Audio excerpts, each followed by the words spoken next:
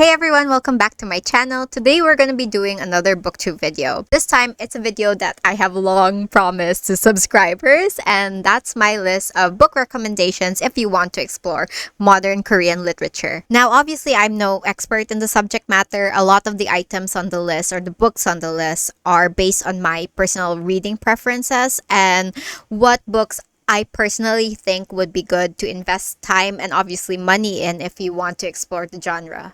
Now, if you've watched my videos before, you probably would be familiar with a few titles I'm about to mention, and you would also know that I have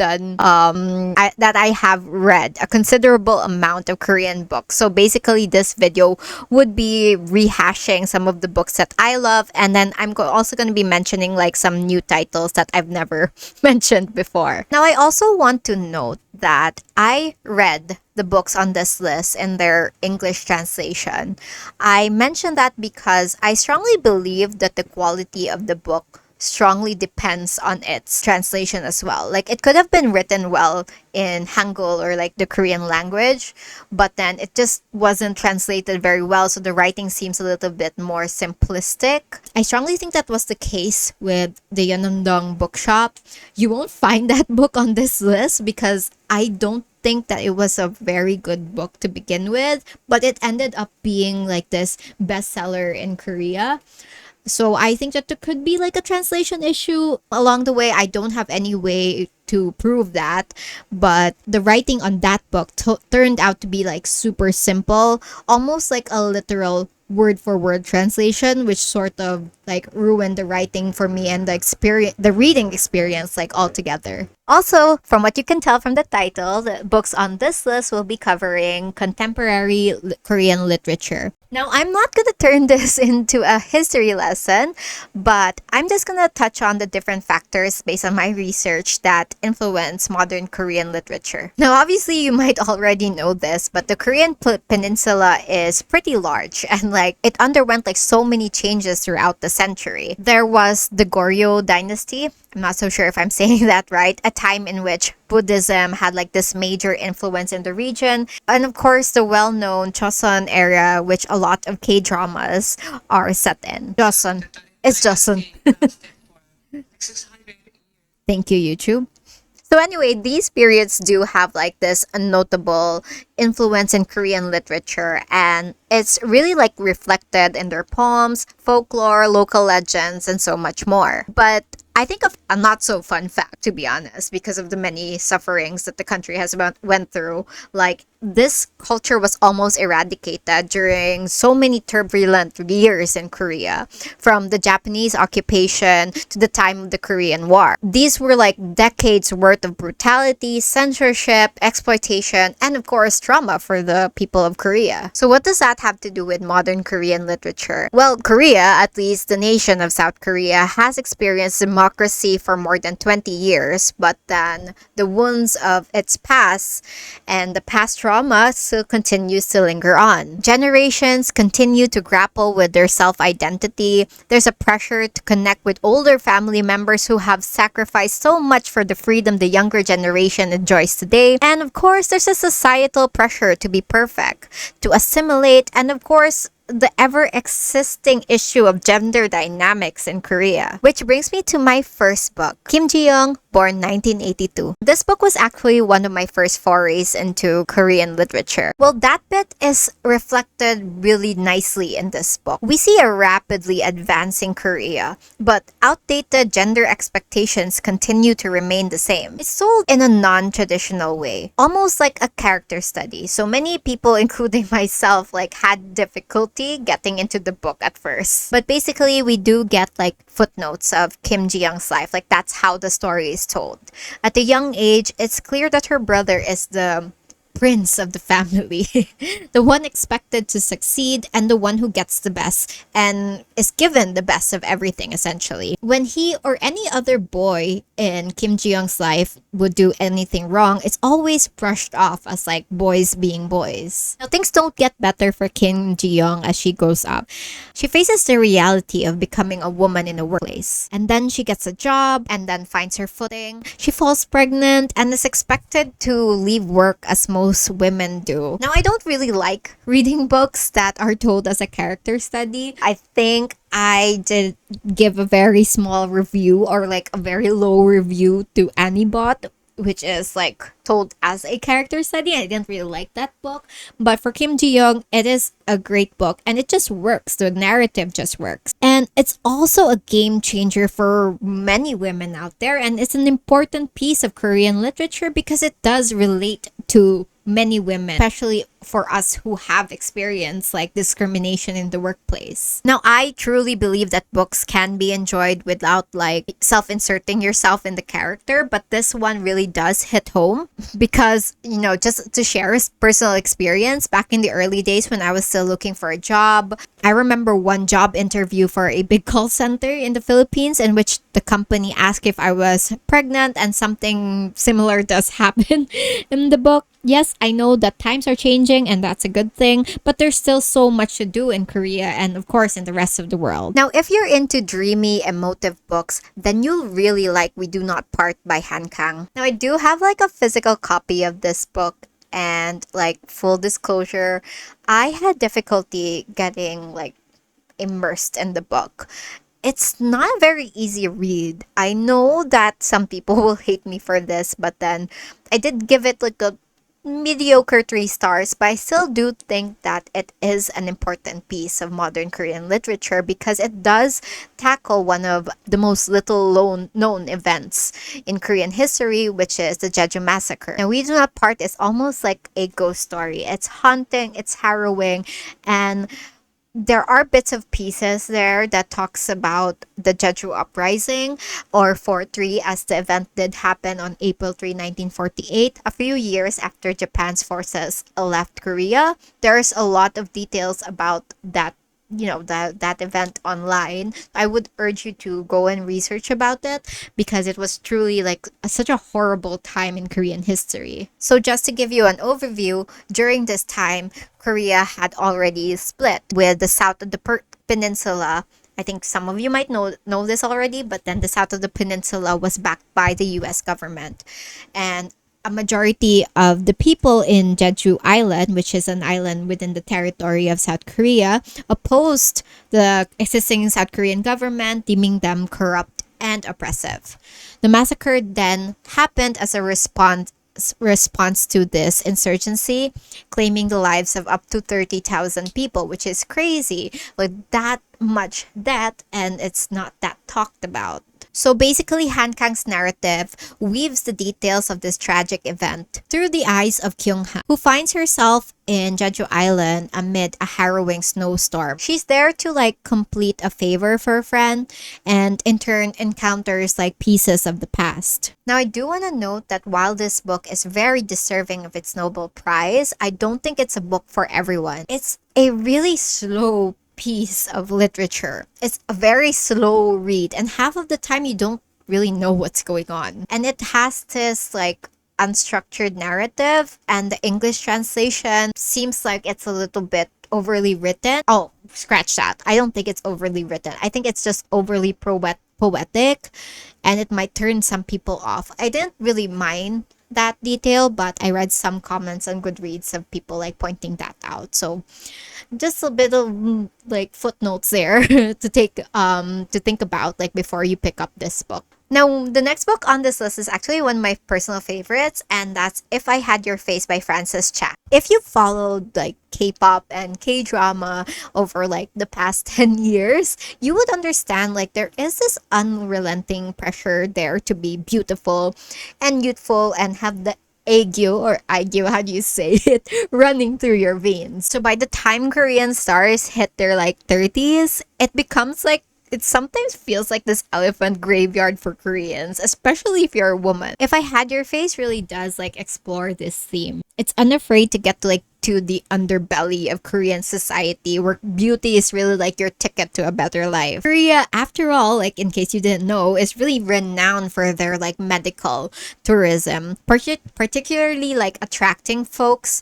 who want that perfect V-shaped and foxy eyes. Well, there's nothing wrong, of course, to like want to be beautiful. Like if I had money, I would totally get plastic surgery myself. It's another thing when society expects you to conform to like unrealistic standards, and you're almost like discriminated if you're not like what their idea is of beautiful. It is that like idea as well, like that pulsates relentlessly throughout this book. That said, I do have to say there's a lot of triggering themes in this book. That includes like misogyny and people like struggling, especially women struggling with their own self-image. But if you can take that, I suggest you do read this book, because there's also like the book also kind of explores like female friendships, complex relationships, and gender and class, which is a lot to think about and also a lot to learn from. As with most Korean books, the ending of If I Had Your Face is bleak, and you just can't help but feel for the women mentioned. The women are obviously all fictional, and I don't think like I've read any source that they're based on real people, but they represent real people. There's the young girl who moves to Korea and obsesses over a K-pop star, the woman who abandons all inhibition so she can pay for her surgery, and the other woman whose boyfriend seems very out of her league, and the people around her can't help but point that out. I can't say this enough. It is a great book, and it's set in Seoul, one of my favorite cities in the world, and although it shows the dark side of Seoul, obviously, it's still a great book, and I definitely recommend that you read it. Now, speaking of Seoul, if you're looking for a book that's set in the bustling mega capital of South Korea, then look no further than Love in the Big City by Sang-young Park. Now, I've talked about this book in detail in another video, and I'll be linking to that video in the description below if you want to check that out. I think that this book is a must-read because it touches upon self-exploration, societal pressure, growing pains, and what it feels like to be a gay man in a conservative society like Korea. I think that one thing that was done so well is like how authentic this book feels. It feels like, and I've said this before in my video, it feels like it's a friend telling you about all his relationships, the highs and the lows of it. And it's not just like romantic relationships. There's also like this bit where the character talks about his relationship with his mom. Now, as I said, like Korea is quite a conservative society, so he feels resentment because of how his mother treated him as a child and how she still continues to struggle to come into terms with his sexuality. The book also talks about the main character's relationship with a female roommate. When I say relationship, like they had this very close friendship in which they would spend like nights together. It's never romantic, and it's never implied to be romantic because obviously our main character is gay. But the girl's like also like the college pariah. Am I saying that word right? But she's like an outsider basically in their college, and then they find each other and they find solace with each other. They spend nights being careless, hooking up, and just doing like self-destructive stuff which is typical like of a teenager, right? And basically it explores that time when eventually the roommate, she moves out, she finds someone, she gets married, and he just feels like they no longer have anything in common. That really, although it's not relatable for me because I do feel like I did grow up in some sense, but then I think like there could be times like in your life or even in my life that I feel insecure because a lot of people around me are growing up and having all these responsibilities, having all these successes, and I'm just stuck where I am. And I think that book really captures that existential crisis, that feeling very well. Like it's all very like relatable, right? Like seeing someone grow up and take a step forward in life while you are stuck can feel super isolating. And of course, there's like the love part, of course, like because it's love in the big city, you'd think that there's romance in it. And yes, that plays like a very big part here. Like there is no great first love or anything, but the main character does end up like meeting different men who leave like a lasting impression in his life. And all these experiences shape who he eventually becomes in the end. I really enjoyed this book. I recommend it to a lot of my friends or a lot of people who ask me like, oh, I want to get into reading Korean literature. So I always like recommend this book. I would like to also note that I'm not so sure because it probably depends on the region, right? But we did have this on Netflix, and I really do like the series version of this show. For some reason, like they had like a movie version come out around this at around like the same time, but I think the series version captures the book much better because the movie is obviously very limiting. So I don't think it's gonna probably leave some stuff out. So yeah, check out the series. It's called Love in the Big City. It's available on Netflix. I'm not so sure what regions it's available on, but it's available in the Philippines. Now let's talk about the last book on this list. Okay, so the books I mentioned earlier are all set in South Korea and are written by I presume South Korean authors. But this last book is actually set in the north. The Accusation is written by Bandi, which, as you might have guessed, is a pseudonym for a North Korean writer. The book actually has this very interesting history. It was actually like smuggled out of North Korea and then formally published to like the rest of the world in 2014. Now, The Accusation is a collection of 7 fictional stories. It's not as scandalous and it tells us what we already know about North Korea, at least for us not living in North Korea because we're not exposed to their propaganda.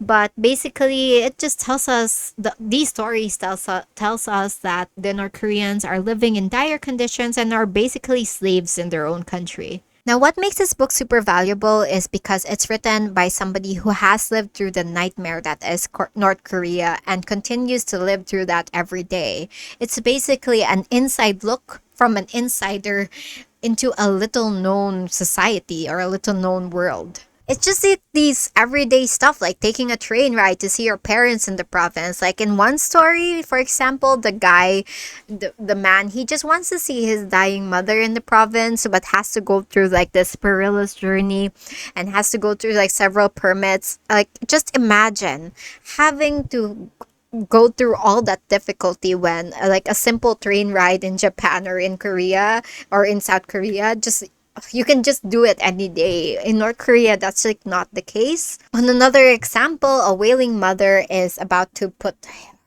his family in peril after he throws a fit after seeing a picture of Karl Marx. Like a crying child. How normal can that be? Apparently, that's something that North Koreans like would treat like as an absolute nightmare, especially when in the presence of authority. And perhaps what I consider as the most terrifying story in this collection, it has to be the one about like multi-generational punishment. Like imagine being punished for something your grandfather did, like something he did before you were born. And that idea alone, that's so ingrained in North Korean society. Like every time like I watch a video about a North Korean like defecting from from their country, the comments are almost always felt like, oh my gosh, like we got pray for the family and stuff. So yeah, it's heartbreaking, and it's even more heartbreaking to know that it's a reality that people continue to live through today. Now, these are powerful stories that you are bound to devour, not necessarily enjoy, but maybe like you feel fascinated when reading this book. It's both a feeling of maybe fascination, curiosity, and dread, to be honest, because in many ways, this book, like the characters might be fictional, but it's a reality that many Koreans continue to experience. And I just read this book very quickly.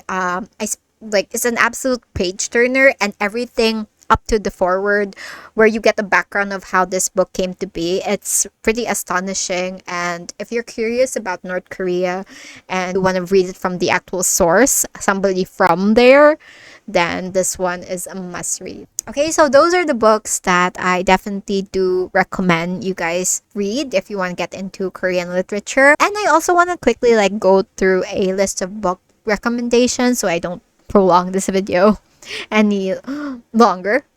So I don't prolong this video basically. So some of my book recommendations include Winter in Sokcho by Elisa Shua Dusapin. It is a book set in Sokcho, and And Sokcho, if you guys don't know, that is a port city and it's super cold there. And I don't know, I really like this book. I gave it like a 5-star read, I think. So in Goodreads, it was either a 5-star, 4-star read. It's really amazing. It's like this older French man who goes over to Sokcho like for vacation, and then he meets like this young Korean woman, and then they bond. I know it felt very like it was kind of in the same vein of like it was the same experience when I read Thirst for Salt. Although I read Winter in Sokcho before that. If you have read the book Thirst for Salt and you really like the atmosphere of that book, then you will like Winter in Sokcho as well. And you know, the descriptions of Sokcho, everything felt super immersive. So definitely go check that book out. And then I would also recommend like two multi-generational books if you want, especially if you want to learn more about the Japanese occupation in Korea. There's Pachinko, which everybody knows, and it's an amazing book. Believe the hype, characters, everything, well worth the hype, to be honest. And there's a little less known book which is sort of similar, and that's Beast of a Little Land. It's also a good book, but then if I had to choose like between the two, I would say that Pachinko is it's slightly better. Yeah, they're similar, but then I enjoyed reading Pachinko more. And of course, there is also Please Look After Mom by Kyung Suk Shin. And if you're looking for something more absurd or horror, then definitely check out Curse Bunny by Bora Chung. I think that is a collection of stories. I did read that like 2 years ago. I can't recall any of the stories there, but I think I did have a good time reading it. Definitely go check that out as well. So that's it. Thank you for watching. I think I rambled on, like my throat feels very scratchy at this point. I hope you guys enjoyed my video, and as usual, I'll see you on the next one. If you haven't already, please consider liking and subscribing. It will really help my channel and I love seeing it grow. Thank you. Bye.